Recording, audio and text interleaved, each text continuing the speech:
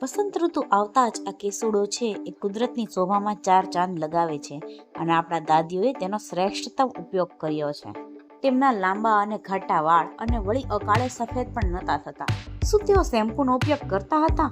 ના, પ્રકૃતિએ જે વસ્તુ આપી છે તેનો જ તેઓ ઉપયોગ કરતા હતા અને તેમાંની એક શ્રેષ્ઠ વસ્તુ કેસુડો છે. તો ચાલો આ કેમિકલથી ભરેલા શેમ્પૂને કહીએ બાય બાય અને બનાવીએ કેસુડો, એલોવેરા, અરીઠા, આમળા અને શિકાકાઈથી એક હર્બલ શેમ્પૂ. તો સૌથી પહેલા મેં અહીંયા કેસુડો લીધો છે. કેસુડો એટલે કે ખાખરાનું ફૂલ એ કેસુડો છે. તો કેસુડાના ફૂલમાંથી આવી રીતે દાંડીનો ભાગ છે તેને રિમૂવ કરી અને ફૂલને કલેક્ટ કરી લઈએ. કેમિકલ બેઝ શેમ્પૂ સ્કાલ્પને શુષ્ક કરે છે, જ્યારે કેસુડાથી બનતો શેમ્પૂ સ્કાલ્પને શીતળ રાખશે અને હાઇડ્રેટ પણ રાખશે. વાળના જડને મજબૂત કરશે અને ખરતા અટકાવશે. પ્રાકૃતિક છે, એન્ટીફંગલ છે અને ડેન્ડ્રફને દૂર કરે છે. કેમિકલના શેમ્પૂ સિલિકોનથી ચમક આપે છે, જ્યારે આ શેમ્પૂ કુદરતી ચમક લાવે છે. તો ચાલો હવે શેમ્પૂ બનાવવાની પ્રોસેસ ચાલુ કરીએ. તો બધા જ ઇન્ગ્રીડિયન્ટ્સ ભેગા કરી લઈએ. તમે અંદાજથી લઈ શકો છો, પણ મેં અહીંયા 40 ગ્રામ જેટલા કેસુડાના ફૂલ લીધા છે. 40 થી 50 ગ્રામ લઈ શકો છો. સામે અહીંયા અરીઠા લઉં છું. અરીઠા છે એ કુદરતી ક્લિન્ઝરનું કામ કરશે, તો અહીંયા હું 25 ગ્રામ જેટલા અરીઠા લઉં છું. અને અરીઠા લીધા છે તેના કરતાં અડધા એટલે કે 13 ગ્રામ જેટલા શિકાકાઈ ઉમેરું છું. તેમાં એક મોટી ચમચી જેટલા અથવા તો વજનથી 10 ગ્રામ જેટલા આમળા, સૂકેલા આમળા હોય છે તે ઉમેરું છું. તમે અહીં મેથીના દાણા, જાસૂદના ફૂલ કે પછી કડવા લીમડા જેવા સામગ્રીનો પણ ઉપયોગ કરી શકો છો. તમારા જે વાળ હોય છે તેની જરૂરિયાત પ્રમાણે ઉમેરી શકો છો. 2 ડાળખી જેટલો મીઠો લીમડો છે એ લઉં છું. આમાં આપણે 1 ચમચી જેટલી અળસી ઉમેરવાની છે, પણ એને અત્યારે નહીં નાખીએ, કારણ કે અત્યારે આપણે એને પલાળવાનું છે.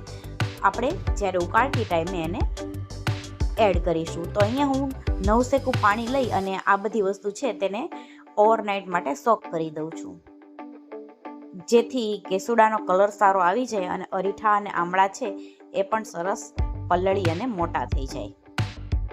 શેમ્પૂમાં એડ કરવા માટે હું અહીંયા એલોવેરાનું એક પાન લઉં છું. હવે એલોવેરાનું પાન જ્યારે આપણે યુઝ કરતા હોઈએ છીએ ત્યારે એની આપણે જેલનો ઉપયોગ કરતા હોઈએ છીએ.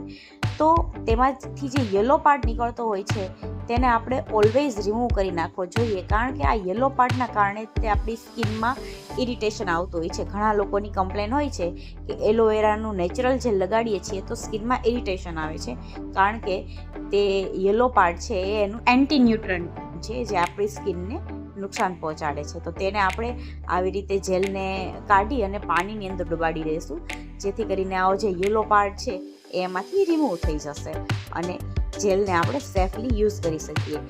પાનનો જે મૂળનો ભાગ હોય છે તેને તો આપણે કમ્પ્લીટલી રિમૂવ કરી દેવાનો છે, કારણ કે તેમાં તે યલો પાર્ટ વધારે હોય છે. તો બસ જેલને આવી રીતે મેં પાણીમાં ડુબાડી દીધી છે.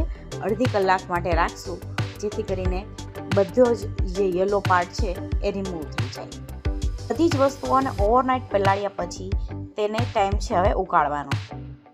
કેસુડાનો કલર પણ ખૂબ જ સરસ આવી ગયો છે અને અરીઠા પણ સારા એવા પલળી ગયા છે.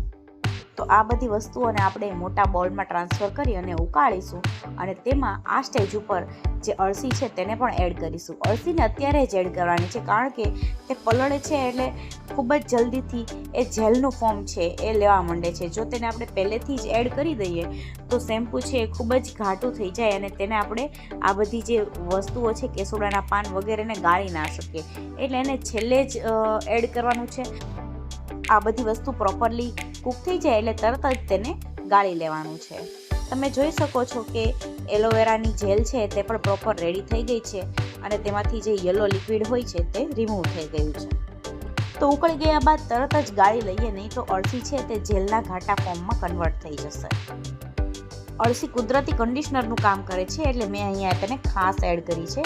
તમે જોઈ શકો છો કે ખૂબ જ સારો કલર આવ્યો છે અને શેમ્પૂ ગળાઈ ગયું છે. હવે જે બાકીનો પાર્ટ વધ્યો છે તેને પણ આપણે મિક્સરમાં ગ્રાઇન્ડ કરી લઈએ અને અરીઠા છે તેના આવી રીતે થળિયા કાઢી અને તેને એડ કરી લઈએ. અરીઠામાં પોતાના ફીણ થાય છે, એટલા માટે આ સ્કાલ્પને સાફ કરવાનું કુદરતી રીતે કામ કરે છે.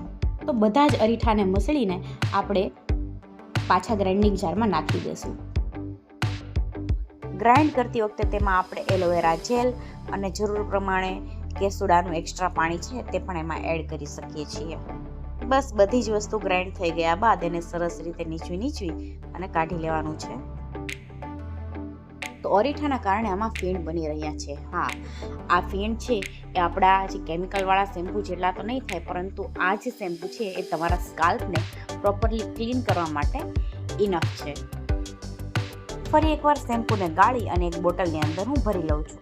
તેમાં હું 2 જેટલી વિટામિન ઈની કેપ્સ્યુલ એડ કરું છું. તમે પર 100 ml અડધી ચમચી જેટલું વિટામિન ઈ છે તેમાં એડ કરી શકો છો. હવે જે લોકોને આ શેમ્પૂ યુઝ કરવામાં માફક નથી આવતું એ લોકો આ ટીપનો યુઝ કરી શકે. રેગ્યુલરમાં યુઝમાં લેતા હોઈએ તેવું પેરાબેન અને સલ્ફેટ ફ્રી શેમ્પૂ લેવાનું છે અને આ શેમ્પૂ તમે આ હોમમેડ શેમ્પૂની સાથે એડ કરીને યુઝ કરી શકો છો, જેનાથી સારી ફ્રેગ્રન્સની સાથે સારા ફીણ પણ આપશે, રેગ્યુલરમાં વાપરતા હોઈએ તેવી ફિલિંગ આવશે અને તેની સાથે સાથે જે આપણે ઔષધિઓ નાખી છે ને તેના ઔષધીય ગુણોનો પણ લાભ તમે લઈ શકશો. શું તમે પણ તમારા કેમિકલવાળા શેમ્પૂને આ હર્બલ શેમ્પૂથી રિપ્લેસ કરશો? મને કમેન્ટમાં જણાવજો અને કોઈ ક્વેરી હોય તો મને ચોક્કસથી કહેજો.